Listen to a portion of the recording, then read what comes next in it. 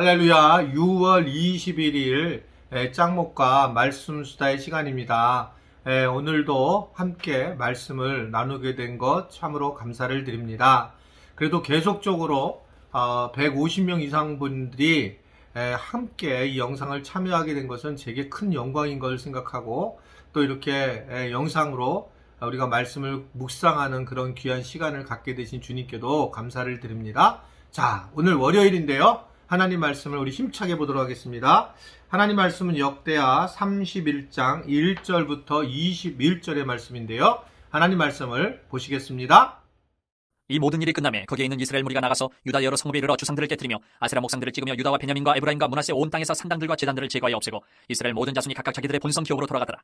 히스기야가 제사장들과 레위 사람들의 반열을 정하고 그들의 반열에 따라 각각 그들의 직임을 행하게 하되 곧 제사장들과 레위 사람들에게 번제와 화목제를 드리며 여호와의 휘장문에서 섬기며 감사하며 찬송하게 하고 또 왕의 재산 중에서 얼마를 정하여 여호와의 율법에 기록된 대로 번제 곧 아침과 저녁의 번제와 안식일과 초하루와 절기의 번제에 쓰게 하고 또 예루살렘에 사는 백성을 명령하여 제사장들과 레위 사람들 몫의 음식을 주어 그들에게 여호와의 율법을 힘쓰게 하라 하니라.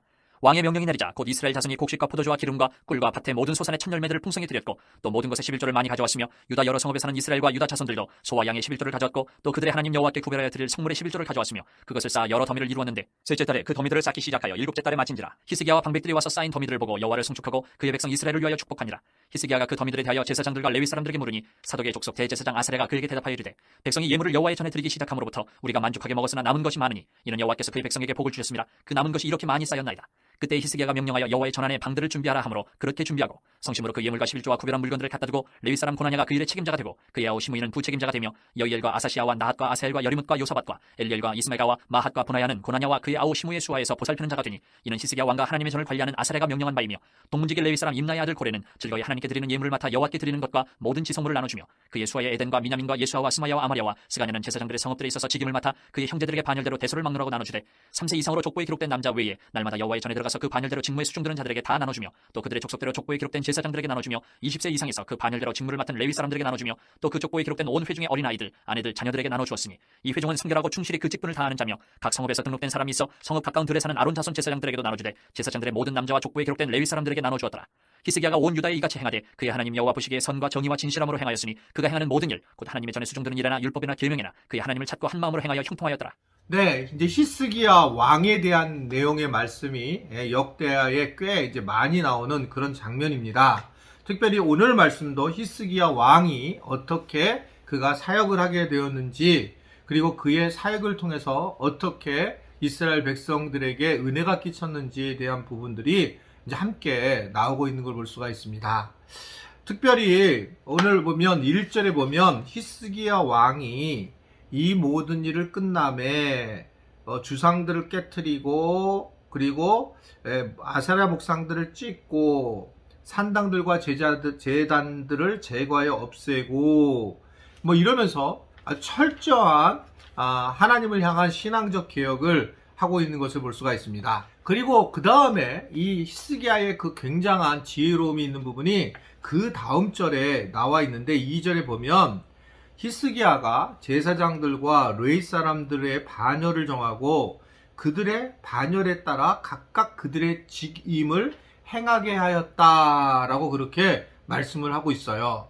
예배를 이제 새로 세우기 위해서 사람들, 맡은 직분에 가진 사람들을 세워나가는 그런 부분들을 오늘 우리에게 전해주고 있는 것입니다. 그게 어떻게 보면 히스기야가 굉장히 탁월하게 한 내용 중에 하나라고 저는 여겨지게 돼요. 저도 목회를 하면서 개척을 했을 때에 혼자 열심을 내면 되었는데 이제는 이제 교회가 어느 정도 성장함에 따라서 조직화 시켜야 된다는 것을 알게 되고 나 혼자 다 하면 안 된다라는 것을 깨닫게 되는 겁니다. 그런데 교인들 중에서는 이제 목사님이 다 해줬으면 좋겠다 생각하는 분도 계시고 또 어떤 분들은 목사님이 목회자들하고 나눠서 해야 되는 게 아닌가, 정말 다양한 소리를 듣습니다. 그러니까 제가 예를 들면 설교를 하게 되고 그 설교를 이제 주일 1부부터 4부를 하게 되면 힘들어요.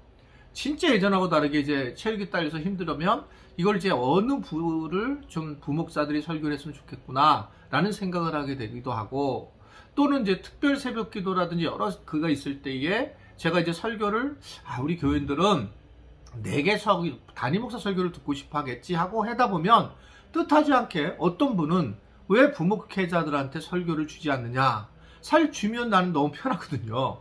그렇게 또 이야기하시는 분들도 계시는 거예요. 참, 그래서 다시 말씀을 드리지만 이 기회를 통해서 목회를 본인 마음에 안 들 수 있는데 있죠, 당연히요. 그럴 때에 여러 사람들의 의견이 있고 목사님은 그런 의견 속에서 판단을 하시는구나, 이렇게 생각만 해줘도 훨씬 아마 저를 대하는데 색안경을 끼지 않을 거라고 생각을 해요. 그래서 저는 어떻든 간에 이제 제일 많이 하는 게 이제 권한을 내려놓게 하고, 그리고 다른 분들이 이 일을 하게 한다는 거죠. 저는 부목회자들한테 늘 얘기하는 것도, 부목회자들이 열심히 하는 것도 좋지만, 그러나 우리 교인들을 일할 수 있도록 하는 거, 평신도를 일할 수 있도록 하는 거가 저는 목회라고 생각을 한다는 얘기를 자주 합니다.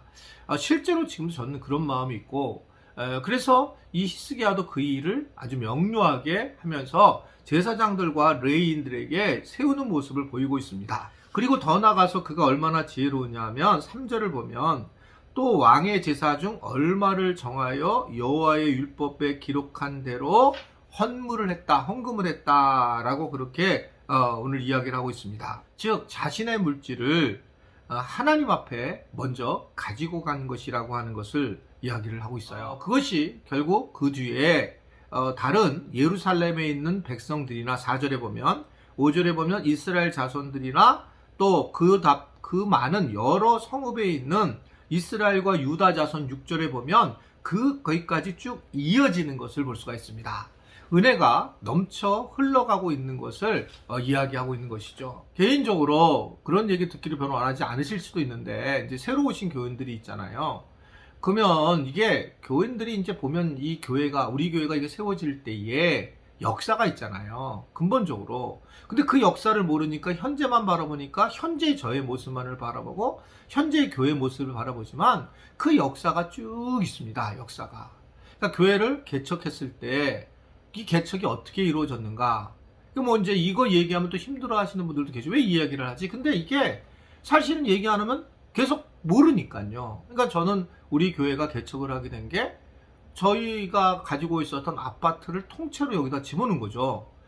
그게 이제 지금의 남양주에 있었던 아파트였는데, 그 아파트 33평짜리를 교회에 헌물을 하면서 이제 어떻게 생각하면 시작이 됐죠, 개척이요. 그리고 제 아내의 퇴직금과 또 제가 가지고 있는 퇴직금과 이제 그리고 가지고 있었던 모든, 상당히 많은, 모든 건 아닌 것 같아요. 그래서 거의 다 그 보험을 연금을 깨트려서 다 이제 그것을 해가지고 개척이 시작이 됐습니다. 근데 이게 사실은 지금 돌이켜보면 이거 주님이 하신 거고, 나는 지금 가면 돌이켜가면 못할 것 같아요. 이제 아이들을 키우고 이런 상황이 돼서는. 근데 그때 그 일을 하나님 하게 하셨고, 그 일을 하게 되면서 결국은 많은 분들이 목사님이 저렇게 앞장서서 하시는구나, 그 일 때문에 어떻게 보면 교회가 세워져 나가는 그런 상황이었다는 것을 히스기야 오늘 왕의 모습을 통해서 저도 이렇게 보게 됩니다. 즉 리더자가 헌물을 하자고 헌신을 하지 않고는 안 된다는 거죠. 이것은 목사님뿐만 아니라 교회의 리더들도 마찬가지입니다. 말만 앞세우고 헌신과 헌물이 없다면, 그렇다면 리더로 세워지는 것은 참 어떻게 생각하면 그것은 잘못된 모습이라는 것들을 다시 한번 보게 돼요. 왜냐하면 영향력이 미치지 않은 겁니다.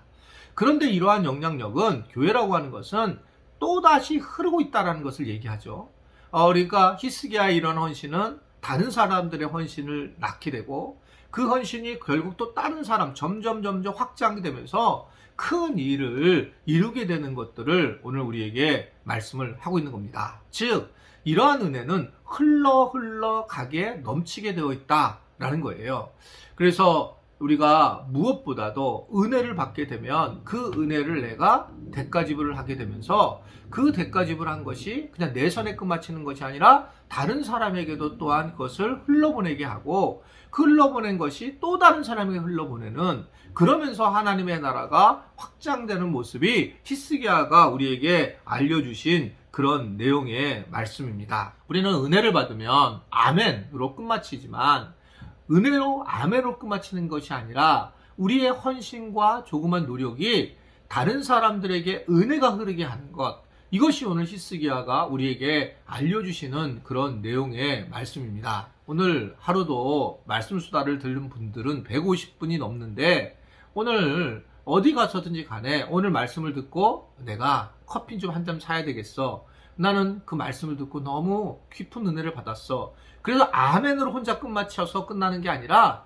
그것을 가슴에 안는 거를 갖다가 주변에 있는 분들에게 표현을 하고, 쟤는 은혜를 받고 나면은 저렇게 함께 나누는구나, 그것들을 통해서 결국 은혜가 흐르게 되고, 그러면서 하나님의 나라가 세워진다는 것을 오늘 우리가 말씀을 통해서 보게 됩니다. 아무쪼록 그런 은혜들을 오늘 하루도 겪었으면 좋겠고요. 조금 손해볼 수 있고 내가 그렇게 마음을 갖지만 그런 것들을 함께 나누면서 말씀의 은혜를 받고 내가 말씀을 통해서 오늘 이렇게 함께 나누고 싶다라는 고백이 된다면 하나님의 영광이 드러나는 그런 시간이 될 거라고 보여집니다. 오늘 하루도 이 월요일 힘든 시간인데 힘내시고 화이팅하는 그런 시간이 되기를 바랍니다. 화이팅!